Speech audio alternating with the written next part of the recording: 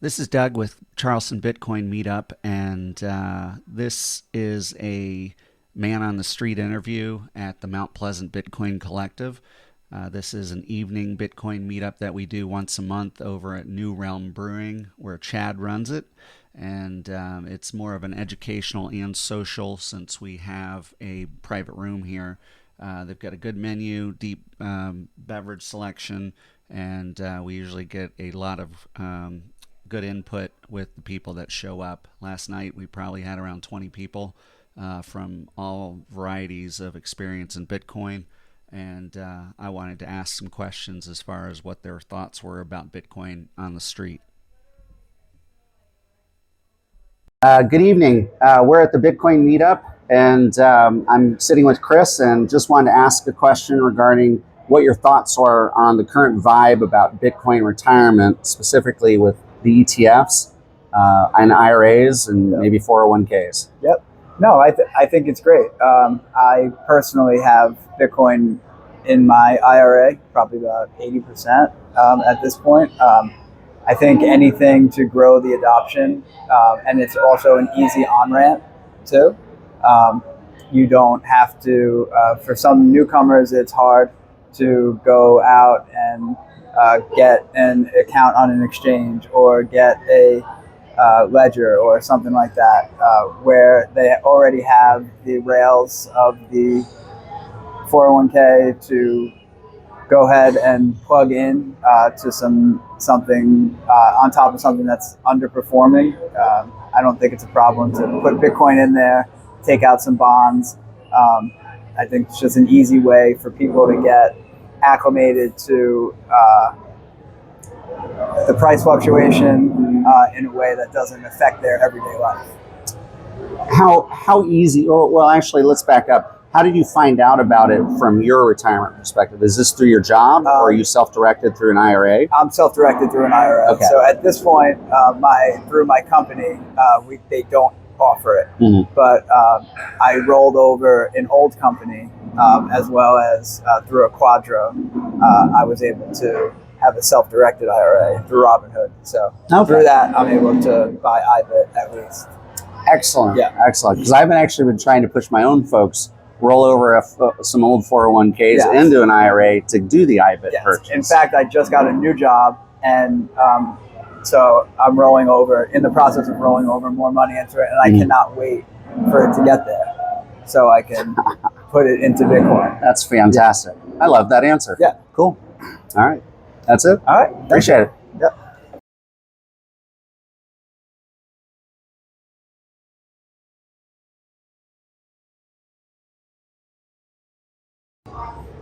All right, so I'm sitting here with RJ, and we're talking about Bitcoin price volatility.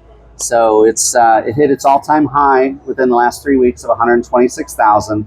We've seen a 17% drop when it went all the way to 100,000. So I just want to get your feel as far as what your thoughts are on its volatility and how you're thinking about it long-term and short-term, just day to day. Well, I think the volatility I've always seen, I've been in it in the crypto or the Bitcoin sphere since 2016. I've seen this volatility a lot. I've seen up to 40% drops. I think it's healthy. It doesn't worry me. When I see a 10% drop as such, I get excited. I think like a lot of other Bitcoin maximalists, I think, Bitcoin's now at a discount and can take advantage of that. Who knows when the next time that will be. I'm not too concerned about it dropping and not coming back to where it has been at its all-time highs because I'm just faithful. I've always been faithful, so I trust that if I take advantage of these price drops, that it won't affect me negatively in the long run. So I see a lot of price volatility. I get excited. I think there's a lot of opportunity in that volatility. I totally agree. I actually wrote about this, is that I think that the 17% drop that we've seen historically would have been much deeper. I think the money that has been going into Bitcoin through the institutions, the billions of dollars that are being pumped in, have stabilized the liquidity, where we would have seen last week's drop 17%. would have been 50 to 80% in the past. And I'm hoping that because of the pump of money going into Bitcoin and staying there permanently, the institutions, that those price drops are going to be much less of heavy swings. I absolutely agree. Another thing I think about on that subject is that a lot of people are just getting into Bitcoin in particular, and they're seeing these price drops, and it's a massive number now that Bitcoin's reached over $100,000. It looks like a lot more than it really is in the grand scheme of things, or compared to what it has been percentage-wise. Yeah. So relatively speaking, it's well, even gold dropped 8% also during that time frame. So gold had gone up to almost 4,500 and then dropped down to 3,700, I think it is, and it's back to like 4,034 today at some point. And so it had its drop too. And this is all based on macroeconomics. So the world news affects all these prices. And then my end goal here is thinking that as more money gets pumped in, game theory starts working, it's going to stabilize Bitcoin's volatility. It'll still be up and to the right, but the volatility swings will start lessening. I really think that's what we've seen. Yeah, I think we're looking at that live in the face right now. It's exciting. Yeah, definitely. All right. Thank you. Thank you. Appreciate it. You and I were talking that you were interested in the self-sovereignty portion of Bitcoin. You control your own keys, you control your own Bitcoin. What's your feel on the street as far as, is that important to new people coming into Bitcoin? Is this always going to be an education point? Doesn't matter going forward? I definitely think it's going to be an education point going forward, because everybody that I've run into, they're like, oh, I own some Bitcoin. I'm like, oh, and then I'll kind of dig a little bit deeper of like, oh, well, how did you get it, or where do you keep it? And they're like, oh, it's on Coinbase. It's like, that's when I go into the, you don't actually own your Bitcoin, then you have an IOU from Coinbase, which, is kind of like a bank almost, but if something really, really bad were to happen and there was essentially a run on everybody pulling their crypto off an exchange, it's like kind of a good luck, we owe you situation, which is essentially what happened back in 21 with Robinhood when Doge had its little incident with Elon Musk on SNL, like kind of calling crypto a hustle, and the price started tanking, but Robinhood became inaccessible for a lot of people. It crashed, and then by the time they were trying to sell, it didn't really work. That's a good example. I hadn't even thought about that. I was thinking more along the lines of some of the black swan events that happened with Bitcoin's price crash. So, and it was all fraud related. The SBF and Terra Luna and all those other weird events that caused that crash from 69 down to 15, where we've recovered to 126, and now we've had some price fluctuations. Going into price, what are your thoughts as far as Bitcoin for the last, say, 6 months being kind of sideways? It's been hanging around at this level where people are disappointed, where I saw last year we were in the 80,000 range. Now we're in the 100,000 range, and people are like, oh no, it's not good enough. Gold, look at that, it's spiking. I think that people have a very short attention span for a time frame in a lot of these kinds of things. Like I'll go back to the Doge reference there. Is like everybody was like, Doge made people millionaires. Well, yeah, but then my second question is like, do you know when Dogecoin came out, or like when it hit the scene? And they're like, no. And it was like 2013, I think it was, which is like over 10 years for it to do what it did, to get to the point where it was on SNL with Elon Musk, kind of level of prevalence. And I think when people are like, oh, hemming and hawing about it, it's like, it's kind of going sideways right now. We might see up, we might see down, but in the long run, to me, I just tell people to zoom out and look at where it has come from to where it is now. We're talking 2007, 2008, when it's really being talked about and being released, until now, and we're over $100,000. Exactly, up and to the right over time. And unless you need to sell your Bitcoin tomorrow, and you only bought it 10 days ago, then I think in the long run, those that are getting into it are probably going to be fine as long as you have a realistic time frame. That's why I stopped prognosticating. Back in when it was 69K, I'm telling everybody, go all in. It's great. The water's fine. And then we crashed. So now I'm just now we're back up here. Dollar cost average in, you'll be happy over the long term. Yeah, absolutely. Yeah. I personally, I'm not heavy in Bitcoin at the moment, but right now I do like $25 every week. Mm-hmm. Yep. Every little bit helps. Auto buy, send. Yep. Auto buy, send. Yep. So you've got your play money, and then you've got your long term money. Yep, absolutely. Excellent. Cool. Great talking with you. You too. Thank you. All right.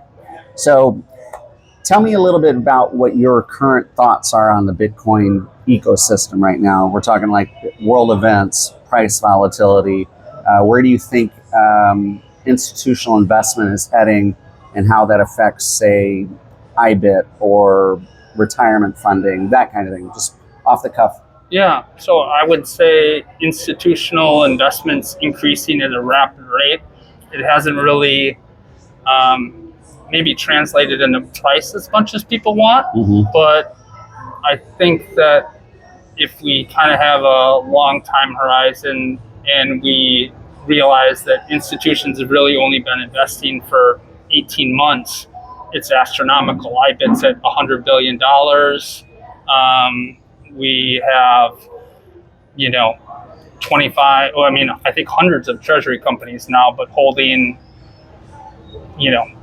800 to 900,000 Bitcoin. We have nation states talking about it. It's much more of a global conversation piece. You're seeing things on Squawk Box on a daily, weekly basis.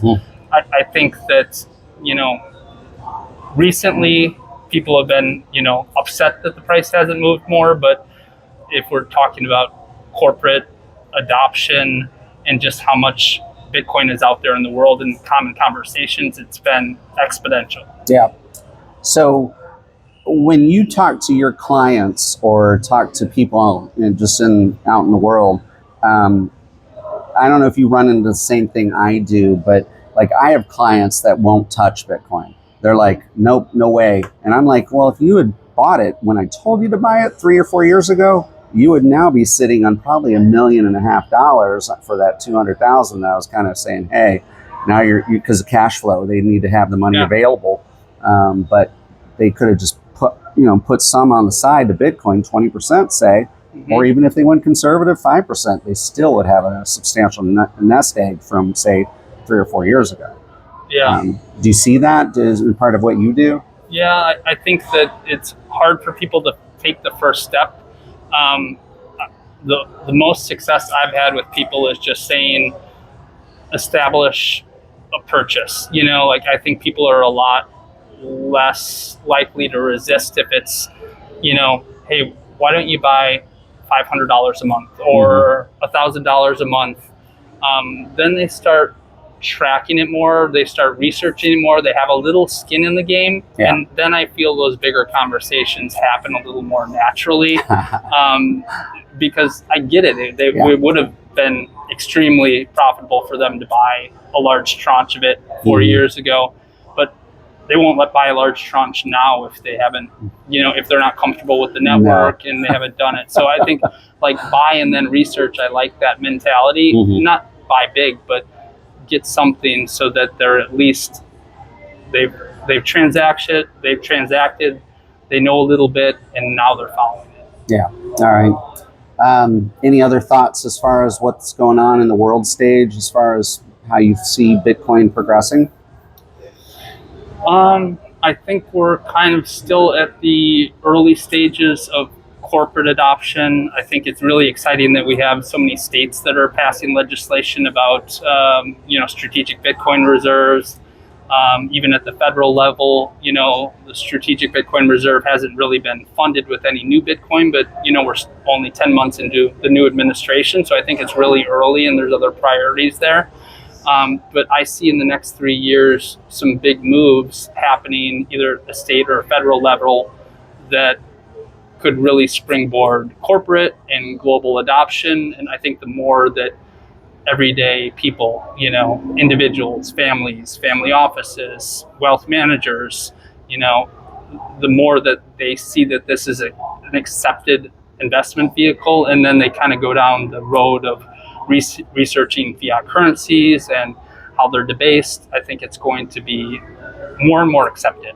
So I think we've come a long way in a really short period of time, but I still think we're kind of, we have the waves lapping at our feet, and I think the tidal wave is yet to arrive. Yeah, I mean, that's just crazy to think about it, that this, even now at 108,000, that the future is ahead of us. Yeah. I mean, that's just amazing. That just you put that into theory and think, okay, I want it to go up and to the right. I know it will be, and just to think of its potential is pretty amazing. Yeah. So, yep. Cool. Absolutely. Excellent. Well, thank you for your time. Yep.